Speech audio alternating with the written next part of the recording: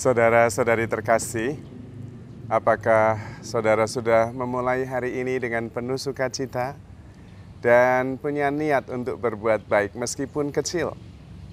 Semoga Tuhan memberkati niat baik saudara. Kita seringkali melihat barang-barang unik yang diciptakan luar biasa, baik dari bentuk, fungsinya, maupun keindahannya. Unik-unik sekali. Dan itu tidak ada habisnya, muncul terus barang-barang unik. Entah itu yang fungsional seperti tas, atau mobil, atau hasil crafting. Intinya apa saja begitu menarik, begitu unik, dan selalu baru, selalu muncul ciptaan-ciptaan baru. Yang menarik adalah bahwa semuanya itu sebelumnya nggak ada. Baru kemudian ada. Tetapi awalnya ketika belum ada, barang-barang unik ciptaan itu sudah ada dulu di pikiran. Sesudah ada di pikiran, baru kemudian jadilah kenyataan. Maka pikiran itu powerful sekali. Apa yang kita pikirkan terus-menerus, dan itu menjadi arus besar, maka itu yang kemudian menjadi kenyataan dalam hidup kita. Persoalannya seringkali kita tidak sadar apa yang kita pikirkan. Apa yang menjadi arus besar pikiran kita.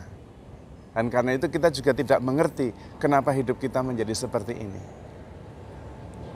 Maka ada langkah terbalik untuk bisa meneliti sebetulnya apa sih yang dominan dalam arus pikiran kita. Bagaimana caranya? Caranya adalah dengan duduk hening dan kemudian memperhatikan perasaan-perasaan yang muncul dalam batin dan melihat hari-hari yang kita jalani. Kalau hari-hari Anda itu penuh antusiasme, semangat, penuh kasih, penuh rasa syukur, kemudian penuh dengan kebaikan hati, tindakan-tindakan positif, itu mencerminkan pikiran Anda yang terbuka, yang selalu positif, dan melihat kemungkinan serta harapan dalam setiap peristiwa. Tapi kalau hari-hari Anda itu dominannya tidak bahagia, muram, kurang bisa melihat harapan, ada kecemasan, ada ketakutan, coba diteliti. Bisa jadi karena masa lalu itu ada luka batin yang membuat kita tidak mampu lepas dari pengalaman yang membuat kita takut, ragu, khawatir. Seringkali itu adalah arus dasar yang membuat kita hidup dengan warna dominan seperti yang ada di arus dasar itu, entah negatif, entah positif.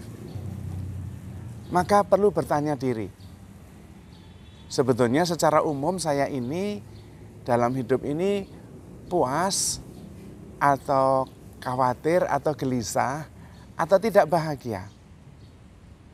Dan kemudian mencoba melihat apa yang menyebabkan. Sesudahnya fokus pada kehidupan yang ingin kita jalani. Kehidupan yang kita impikan. Kemudian kita mencoba membayangkan kehidupan yang kita impikan itu seperti apa. Sedetail mungkin. Sesudah jelas kehidupan seperti apa yang saya bayangkan, coba kemudian mulai menyingkirkan hal-hal yang menghalangi langkah kita menuju ke arah itu. Itu bisa pekerjaan yang tidak cocok, bisa orang-orang yang justru menghambat perjalanan kita menuju kehidupan yang kita impikan, bisa juga kebiasaan-kebiasaan yang membuat kita tidak maju. Nah, di sini ada visi, gambaran masa depan, tetapi juga ada elimination, ada pilihan-pilihan yang harus dibuat, harus diikhlaskan, direlakan. Maka kemudian kita bisa mempunyai energi cukup. Kemudian latihan terus-menerus untuk meditasi mindfulness. Supaya kemudian fokusnya jelas. Karena kita itu mempunyai energi yang terbatas. Kalau banyak pikiran kesana kemari, energi kita habis dan kita tidak kemana-mana. Maka perlu mengarahkan perhatian kita. Seperti seseorang yang sudah mempunyai ide, mau membuat kursi malas. Yang nyaman, yang indah, bisa bergerak sendiri mengayun berdasarkan kinetik, energi kinetik, statik kinetik, macam-macam. Lalu kemudian dipikirkan dan fokus di situ. Maka kemudian bisa menyingkirkan hal-hal yang tidak penting, yang mengganggu pikiran itu. Lalu mulai mengumpulkan bahan-bahan yang dibutuhkan dan ambil waktu untuk mewujudkannya. Kehidupan kita juga seperti itu. Menciptakan gambaran secara detail. The life we want to live.